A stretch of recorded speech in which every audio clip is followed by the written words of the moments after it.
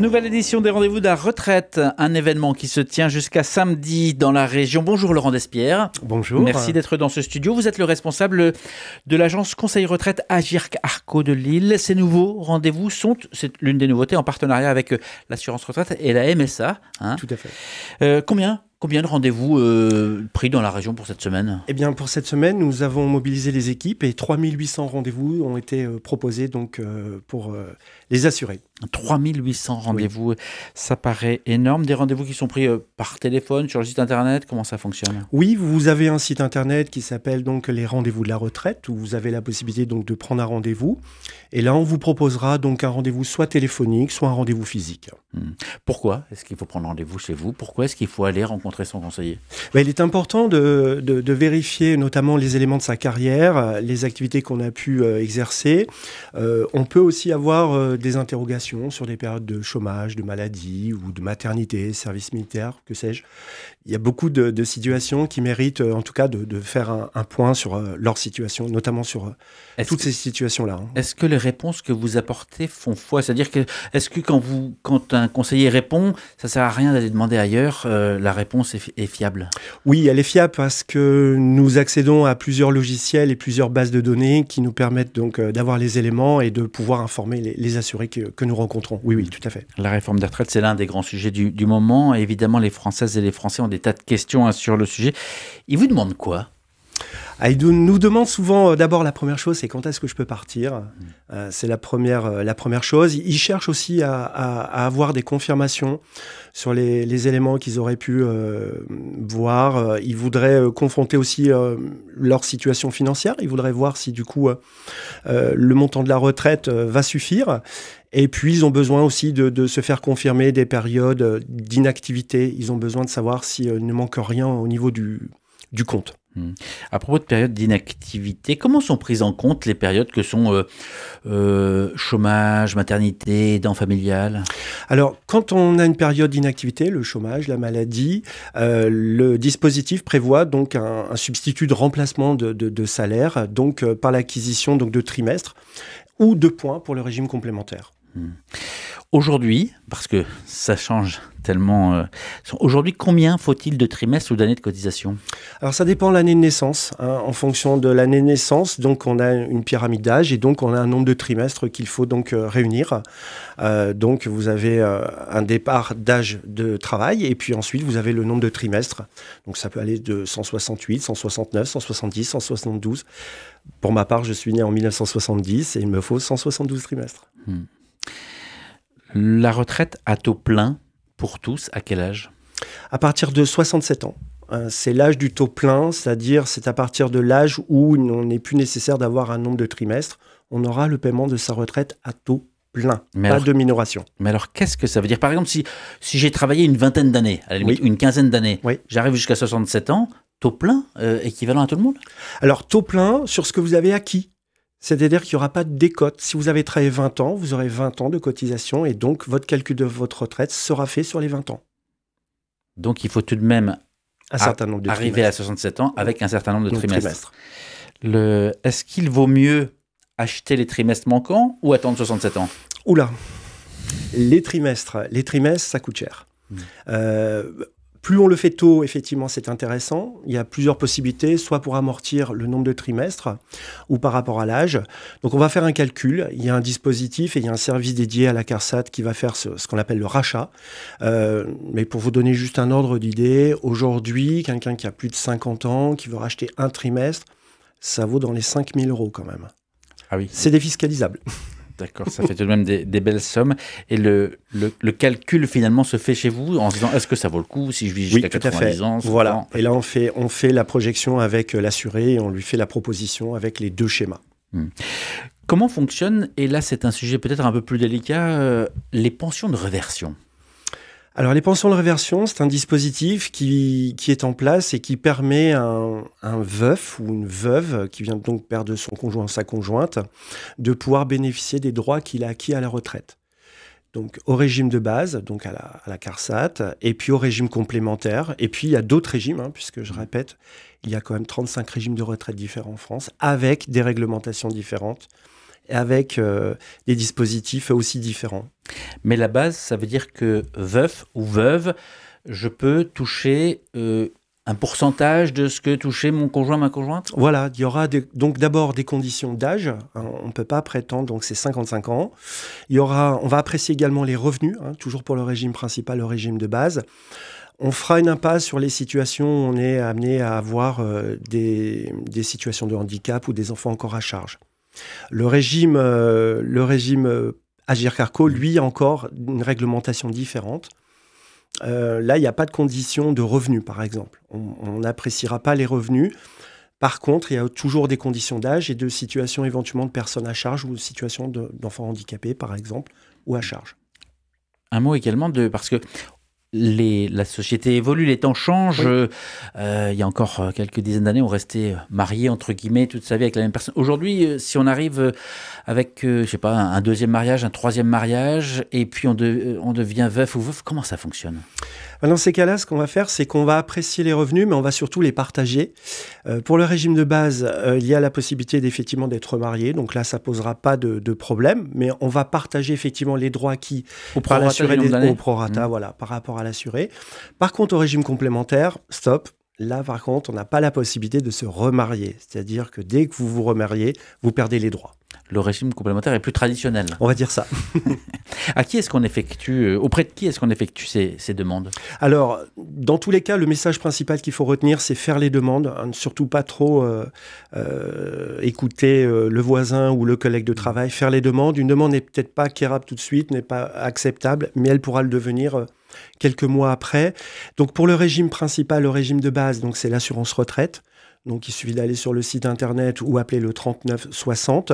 Et puis, pour le régime complémentaire Agirc-Arrco, pareil, donc sur le site www.agirc-arco.fr ou le 0970 660 660. Le 0970 660 660. Est-ce que les hommes et les femmes sont traitées de manière équivalente quand on parle par exemple de pension de réversion?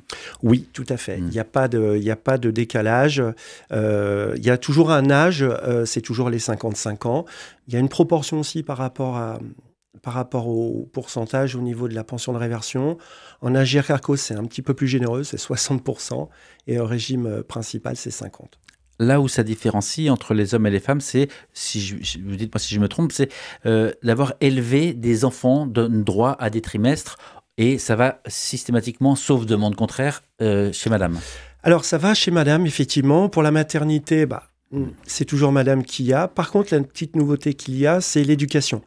L'éducation, les trimestres peuvent être partagés entre le papa et la maman. Il suffit d'en faire la demande avant un âge de l'enfant, c'est les 4 ans et demi. Donc, il faut faire la demande auprès du régime de base. Et il faut l'acceptation des deux parents. Avant les 4 ans et demi de l'enfant. Oui. Il n'y a pas de rétroactivité possible. Oui, donc il faut s'y prendre très tôt, il faut y penser très tôt. Une question un peu subsidiaire, mais on n'y comprend plus grand-chose avec la réforme entrée en vigueur et puis le conclave, les résultats du conclave. Le Premier ministre ne veut pas revenir à 62 ans, donc les syndicats, la gauche, le RN crient à la trahison. Vous, comment ça vous impacte et où est-ce qu'on en est aujourd'hui ? Alors c'est vrai que les effets médiatiques et d'annonces peuvent avoir un impact. Les gens sont toujours assez inquiets de savoir s'ils vont être touchés par ces réformes. Vous avez des pyramides d'âge qui sont très très proches de partir et là ils se posent des questions. Nous on reste très très simplement dans la réglementation en place, celle qui est en vigueur. Donc on informe les assurés, mais on les rassure aussi, on les rassure sur leur situation. Mais effectivement, il y a aussi des effets un petit peu d'inquiétude au moment de ces communications auprès du grand public. Les rendez-vous de la retraite, 14e édition. Tout à fait. On en parle avec notre invité sur RCF Hauts-de-France, Laurent Despierres, responsable de l'agence Conseil Retraite Agirc-Arrco de Lille. Un entretien à retrouver sur la page YouTube d'RCF Hauts-de-France ou sur le site rcf.fr. Une question de base, comment est calculée la retraite, le montant de la retraite ? Alors la retraite, elle est calculée sur les revenus du salaire. Donc on va prendre donc les revenus annuels et on va faire ce qu'on appelle un SAM, un salaire annuel. Donc on va prendre les 25 meilleures années, on va calculer par rapport on va revaloriser chaque année, parce qu'évidemment, il y a une inflation. Vous pouvez très bien voir une année dans les années 90 qui est supérieure par rapport à l'inflation à une année dans les années 2000. Et puis, on va calculer donc le nombre de trimestres, et c'est ce qui va faire le SAM aussi. Voilà, donc, ça, c'est pour la partie régime de base. Et par contre, pour le régime complémentaire, pour faire simple, on achète toute sa vie des points qui ont une valeur d'achat en fonction de notre situation, si on est cadre ou non cadre. La situation de notre salaire, pareil, c'est toujours la base, c'est toujours bien les salaires. Et puis, en fait, on va acquérir donc des points. Et au moment de la retraite, on va revendre ces points. C'est ce qui va faire l'allocation annuelle et mensuelle. Alors, j'ai lu qu'il fallait compter sur 50% du salaire que l'on touche dans la vie active. Un petit peu plus. Vous pouvez monter un petit peu plus. En général, c'est aux alentours de 71% du dernier salaire brut. Du salaire brut, pardon. 71% du dernier salaire brut. Surcote, décote, de quoi est-ce qu'on parle? Surcote, c'est quand on décide de prolonger son activité professionnelle, parce qu'on n'est pas obligé de partir. On peut déjà aller au-delà de l'âge légal. Imaginons, vous devez partir à 64 ans. Vous souhaitez poursuivre votre activité parce que vous y êtes bien. Vous allez donc avoir du bonus. Et donc, vous allez avoir jusqu'à 5% de retraite en plus pour le régime de base. Et puis, le régime complémentaire, vous allez acquérir une année de points supplémentaire. Et ça va donc valoriser votre pension. La surcote, jusqu'à quand? Est-ce qu'on peut travailler jusqu'à 90 ans sans demander sa retraite? Alors, la retraite, elle est obligatoire. Enfin, la retraite n'est obligatoire à partir de 70 ans. À partir de 70 ans, effectivement, il n'y a plus de possibilité. Il y a ce dispositif-là, mais il y a le dispositif aussi de cumul emploi. C'est-à-dire qu'on peut très bien être en retraite et donc dans la nouvelle loi, la dernière réforme des retraites, permet d'obtenir une retraite en plus de celle qu'on a pu avoir, pour avoir donc une retraite supplémentaire par rapport à l'activité qu'on a fait en plus de sa retraite. Ça, c'est le cumul emploi-retraite. Tout à fait. J'ai lu, dites-moi si je me trompe, qu'aujourd'hui, seule une personne qui fait valoir ses droits à la retraite sur 2 est en activité au moment du départ à la retraite. Oui, il n'y a pas, effectivement, on a encore un taux assez faible. Voilà, pour des situations de chômage ou de maladie, oui, on a effectivement quasiment 1 sur 2. À quel âge les gens viennent vous voir? En général, ils viennent quelques mois avant leur départ à la retraite. Certains viennent dans le dispositif d'information. Ils ont eu des informations auprès de leur entourage ou des mailings ou éventuellement cette opération, les rendez-vous de la retraite. Donc, en général, ils viennent s'intéresser un petit peu avant, aux alentours de 55, 56 ans. Et puis après, on les voit juste avant leur départ en retraite. Et ce que vous dites depuis tout à l'heure, c'est 55, 56, c'est trop tard. Venez plutôt et renseignez-vous avant. Voilà, nous, on peut les voir à 35 ans, ça nous va très bien aussi. On vient de parler du cumul emploi-retraite, mais qu'est-ce que la retraite progressive? Alors, la retraite progressive, c'est un dispositif qui permet d'à partir de 60 ans, enfin 2 ans avant l'âge légal, donc maintenant, comme la retraite est passée à 64, ce sera 62, et vous pouvez bénéficier donc d'une partie de votre retraite, continuer à travailler sur un taux que vous aurez choisi avec votre employeur et donc acquérir des points et des trimestres complémentaires. Mais ça vous permet de lever un petit peu le pied au niveau de l'activité. On a pas mal parlé aussi dans l'actualité des carrières longues. Oui. Qui est-ce qui est concerné? C'est toutes les personnes qui ont travaillé assez tôt, avant les 21 ans. Et donc, avec la réforme, ça a été prolongé jusqu'à 21 ans. C'est les personnes qui ont une activité salariée et qui ont commencé assez tôt et qui pourraient bénéficier d'un départ anticipé. Donc, c'est quand même un dispositif avec vraiment une activité pleine, vraiment une grosse activité. Est-ce qu'on cotise de la même manière à temps partiel? Non, puisque c'est en fonction de la fraction de son salaire. Donc, effectivement, il peut y avoir un effet sur la pension, puisque du coup, on aura moins de cotisations. Le temps partiel, effectivement... Une personne à mi-temps toute sa vie aura une retraite... À mi-temps. À mi-temps. Fin 2022, c'est les derniers chiffres que j'ai trouvés, l'âge moyen de départ à la retraite était de 62 ans et 8 mois. On est très loin des 64 ans. Est-ce que vous sentez tout de même, là c'est les chiffres de 2002, que ça se prolonge? Ça se prolonge effectivement un petit peu. On voit les effets de bord, oui, tout à fait. Est-ce que la région Hauts-de-France a des particularités en termes de retraite? Oui, elle a un bassin d'emploi qui est particulier, qui était très dynamique dans les années 50, 60, et donc on retrouve beaucoup de carrières longues dans ce département. Et puis c'est un secteur, enfin c'est une région où il y a eu beaucoup d'activités économiques, et donc je prends le domaine des filatures, enfin et d'autres. Il y a beaucoup d'activités, donc il y a beaucoup de demandes. 38 points d'accueil pour ces rendez-vous de la retraite sur la région des Hauts-de-France. Si on ne trouve pas de place pendant cette semaine, parce qu'il y a déjà beaucoup de rendez-vous de prix, est-ce que ça fonctionne de la même manière en dehors de cette semaine? Oui, on peut effectivement proposer des rendez-vous rendez-vous pour les assurés qui souhaitent faire le point sur leur carrière.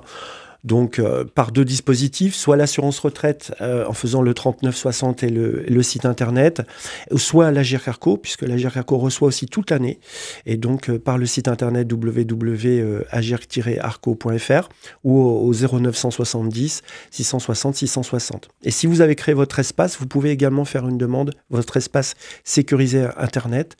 Vous pouvez faire également votre demande de rendez-vous. Combien ça coûte pour la personne qui vient en rendez-vous? 0, que le sourire. Ça fait partie. On est ici dans une région frontalière. De quelle manière vous gérez ceux ou celles qui auraient travaillé en Belgique? Oui, la Belgique, effectivement. On a régulièrement des assurés qui ont ce qu'on appelle les frontaliers. On communique avec le régime belge, sans problème. Donc, avec le régime belge, on s'échange les informations. Chacun paiera sa partie, évidemment. C'est un peu la complexité. Et puis surtout, on n'a pas les mêmes réglementations. Donc, vous pouvez toucher une partie française tout de suite et une partie belge un peu plus tard. Laurent Despierres, qu'est-ce qu'on entend par retraite, par capitalisation? Alors, la capitalisation, c'est le dispositif qui permet de mettre une partie de sa retraite dans des dispositifs financiers, donc des fonds de pension, des assurances. Ce n'est pas le modèle français, mais on en parle régulièrement et certains partis politiques poussent pour cette option. Est-ce que vous vous y préparez? Alors, on s'y prépare. Après, ce n'est pas notre modèle, effectivement. Nous, on est sur notre système par répartition, les actifs pour les retraités. Voilà, effectivement, c'est des pistes que le gouvernement, en tout cas, a poussé un petit peu sur la CAPI. Après, il faut pouvoir épargner, évidemment. Vous, de l'intérieur, est-ce que le régime par capitalisation vous paraît aussi juste que celui d'aujourd'hui? Alors là, je vais parler en tant que responsable. Non, parce qu'évidemment, si on n'a pas des périodes d'activité qui nous permettent de pouvoir faire un peu de capi, c'est compliqué. Si vous êtes au chômage ou en maladie, on n'a pas les mêmes revenus et donc c'est peut-être un peu plus compliqué. Donc face à ça, on n'aura peut-être pas les mêmes droits, c'est presque sûr. Donc ce que vous nous dites aujourd'hui, c'est que le système actuel... C'est un beau modèle, il faut le préserver. Dernière question, vous, est-ce que vous êtes à jour dans votre dossier? Oui, je suis à jour, oui. Merci beaucoup Laurent Despierres. Je rappelle que ces rendez-vous de la retraite, c'est jusqu'à samedi, 14e édition, et qu'il n'y a pas d'âge pour aller faire un point sur son dossier. Merci d'avoir pris le temps de répondre à ces questions. Merci bien.